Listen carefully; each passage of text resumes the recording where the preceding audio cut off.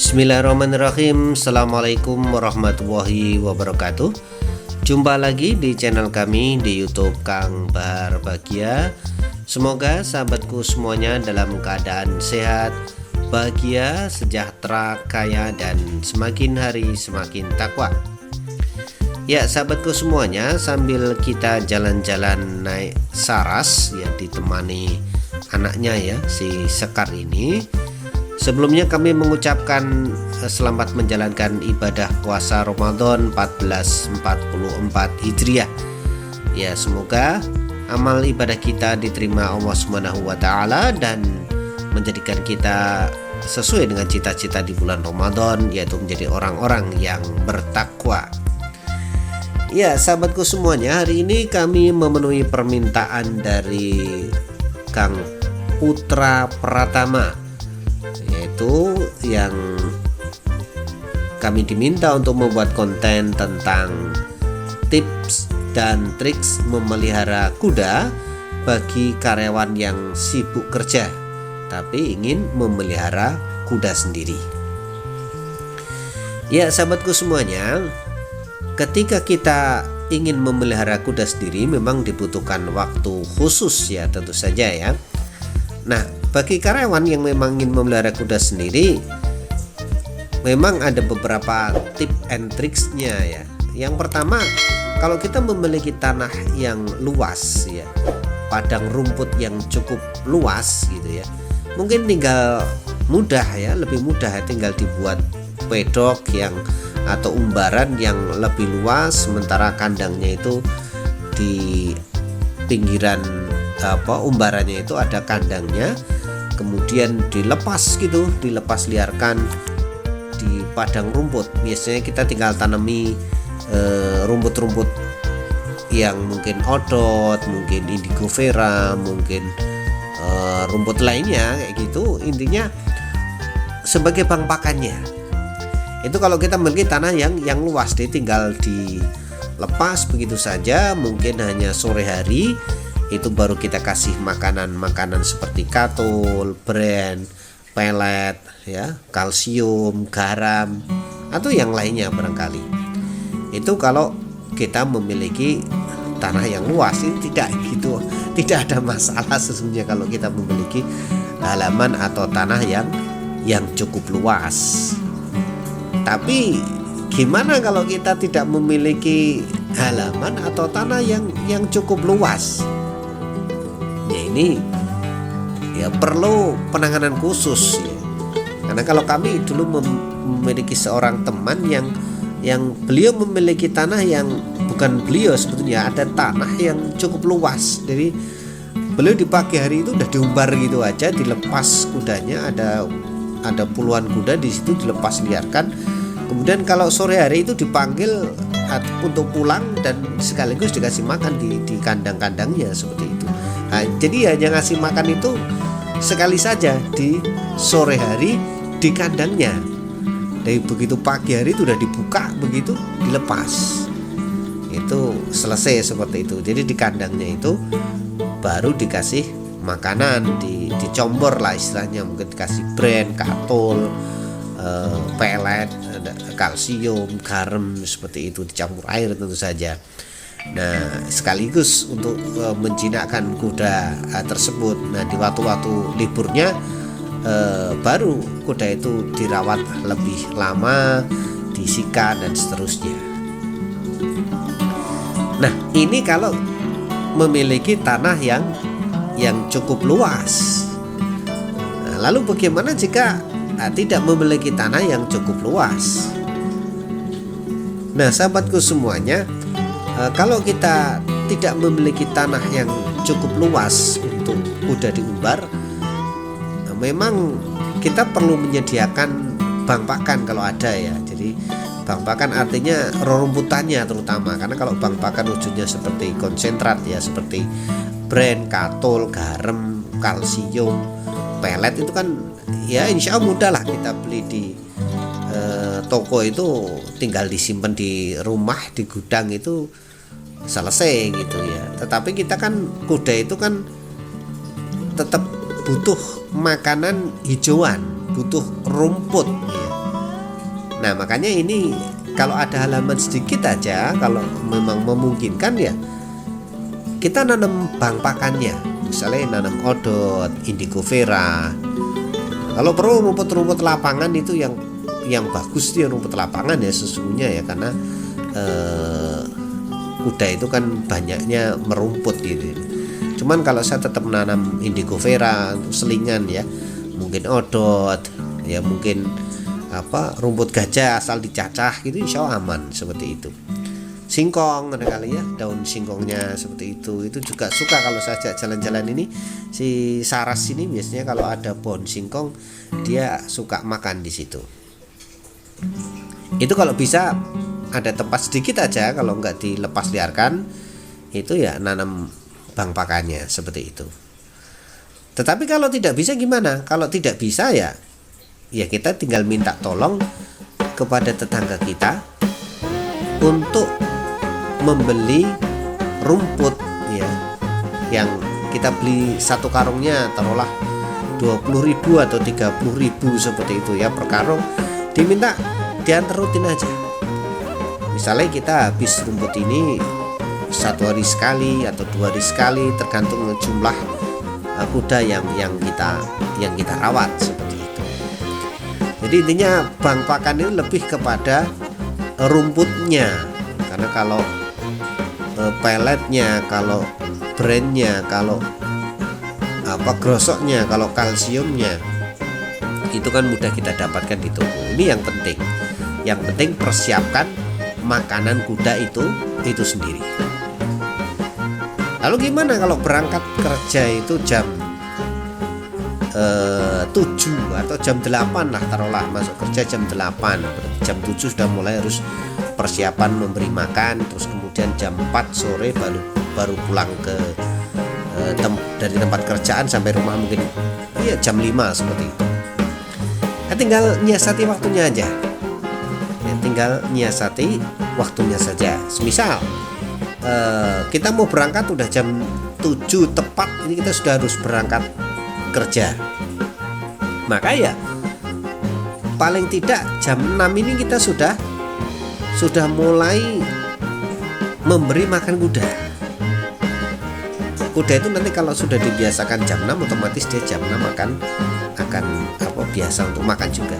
Maka jam 6 kita mulai sudah memberi makan kuda. Syukur misalnya kita beli rumput karungan itu, syukur beli karungnya posisinya rumput itu sudah dicacah, karena kan kalau kami beli rumput itu belum dicacah. Tapi kan ada juga penjual yang memang menjual rumput itu dalam satu karung itu sudah dicacah, jadi tinggal nyampur dengan brand, dengan katul, dengan kalsium, dengan pelet, dengan garam, campur air itu aja, terus langsung itu aja gampang gitu. Jadi kalau kita memberdayakan tetangga sekitar kita lah untuk nyari rumput yang kita bayar per karungnya, misalnya 20 atau 30 ribu tergantung daerahnya masing-masing. Nah, otomatis ketika kita memberi makan jam 6 itu mungkin kadang kita tidak perlu memandikan kuda, cukup gosok-gosok aja intinya ya, gosok-gosok badannya, dibeli di roskam ya bulu-bulunya itu, kemudian dicek kakinya, kalau saya terutama kaki ya, karena kalau kaki ini ya penting banget untuk kuda ya. Jadi kaki ini perlu dicek, dibersihkan, takutnya ada benda-benda yang bisa melukai kakinya, misalnya batu masuk ke dalamnya dan seterusnya. Saya utamakan membersihkan di bagian kakinya seperti ini. Kita gosok-gosok, kakinya diangkat, kemudian kita bersihkan seperti itu. Nah, baru setelah itu masuk kandang lagi, udah kita kasih rumput. Itu insya Allah 1 jam itu sudah selesai. Kasih makan rumput, apalagi rumputnya sudah dicacah. Ini kalau kuda 3-4 itu insya Allah masih cukup lah, kalau dengan catatan kita nyiapkan ember-ember yang sudah kita siapkan untuk nyampur rumput dengan comboran itu tadi. Jadi bisa, enggak usah comboran dulu baru rumput, atau pagi jomboran saja, nanti rumput nggak usah, langsung jadikan satu aja. Kalau saya di pagi hari seperti itu, jam 6 kita udah beres-beres. Kalau saya 2 kuda ini jam 6 saya beres-beresnya, misalnya itu 1 jam itu udah selesai, udah termasuk saya membersihkan kudanya dan membersihkan kandangnya, itu sudah selesai. Tapi kalau bagi sahabatku semuanya yang tidak mencukupi waktunya karena kerja, ya mungkin kotorannya kuda dibersihkan saat waktu senggang, misalnya sepekan sekali seperti itu. Lalu sudah, setelah selesai dikasih makan, syukur kuda itu ada sedikit tempat umbaran lah, kalau bisa ya. Karena kalau tanpa ada umbaran, kasihan kalau di kandang terus sementara kita sibuk bekerja. Jadi kasih umbaran sedikit, seperti di tempat kami ini umbarannya sedikit aja, kemudian dilepas. Setelah makan itu kita mau tinggal pergi, itu dilepas di pedoknya, di kandang umbarannya, sehingga dia bisa berbahagia, dia bisa santai-santai di pedoknya atau di kandang umbarannya seperti itu. Nah, baru setelah itu pulang dari kerja sore, taruhlah jam 5, saya juga biasa memberi makan kalau sore itu jam 5 ya, itu dikasih makan yang kedua kalinya. Kalau saya porsinya biasanya kalau sore atau malam itu bisa lebih banyak dibandingkan pagi harinya, seperti itu. Jadi itu nanti nggak sampai maghrib juga udah selesai. Kalau pengalaman kami 2-4 kuda, kami pernah merawat 4 kuda, itu juga sebenarnya sama aja sih, selama kita sudah mempersiapkan waktu itu dengan baik. Kecuali kita harus melatih kuda itu ya jelas, itu paling hari Ahad aja kita bisa melatihnya, ya entah melatih kuda yang belum untuk kita latih mau ditunggangi dan seterusnya ya. Tapi kalau hanya sekedar merawat saja, memberi makan saja, ya paling kita ngelatihnya hari Ahadnya, kita itu fokus di melatih kuda-kudanya tadi, untuk misalnya dijadikan kuda untuk HBA, horseback archery, untuk jumping dan sebagainya. Mungkin dari Ahadnya itulah yang bisa difokuskan untuk itu. Tetapi kalau kita mau melatihnya di malam hari, misalnya nggak begitu capek dari pulang kerja, kuda dilatih malam hari pun mungkin selama ada penerangan yang cukup ya. Penerangan sesungguhnya untuk kita sih, bukan untuk kuda ya. Karena kalau kuda itu bisa melihat di malam hari lebih baik daripada manusia. Makanya kalau dikasih penerangan itu sesungguhnya lebih kepada ridernya atau penunggangnya. Jadi misalnya kita pengen malam-malam berkuda, itu ya bisa, enggak masalah gitu. Atau bakda subuh ya gitu ya, bakda subuh sebelum dikasih makan itu jam 5 itu sampai jam 6 udah, itu bisa kita pakai untuk berkuda. Jam 6 kita kasih makannya, itu langsung bisa kita ajak untuk taruhlah tiap hari atau berapa hari sekali. Tapi ingat ya, jangan langsung selesai endurance atau trekking itu kuda berkeringat, selesai itu langsung kemudian dikasih makan langsung ya. Perlu ada jeda sedikit ya, paling tidak kuda ini kencing dulu atau buang kotoran dulu, baru setelah itu dikasih makan.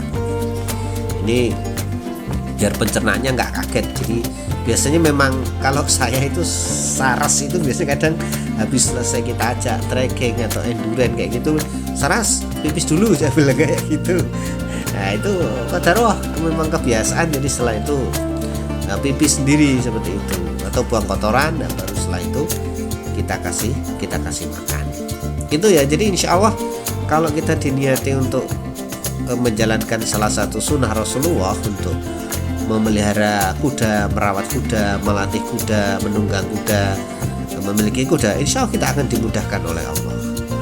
Jadi ini bagaimana tips and tricks agar kita bisa memelihara kuda sendiri, merawat kuda sendiri, walaupun kita bekerja.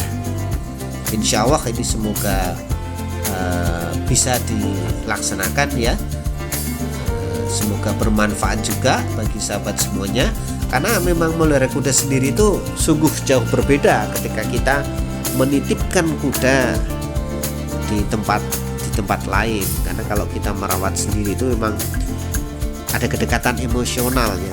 Jadi kita tahu persis karakter kuda itu memang ketika kita merawat sendiri, apalagi kuda ini kita rawat cukup lama seperti itu ya. Ya itu ya sahabatku semuanya ya, semoga sedikit tip and tricks merawat kuda bagi yang bekerja, semoga ini bermanfaat ya. Kami mohon maaf jika ada kekurangan, mungkin juga bisa ditambahi bagi sahabat semuanya yang punya pengalaman tersendiri ketika merawat kuda walaupun tetap bekerja ya. Mohon maaf jika ada kekurangan. Subhanakallahumma wa bihamdika asyhadu an la ilaha illa anta astaghfiruka wa atubu ilaik. Assalamualaikum warahmatullahi wabarakatuh.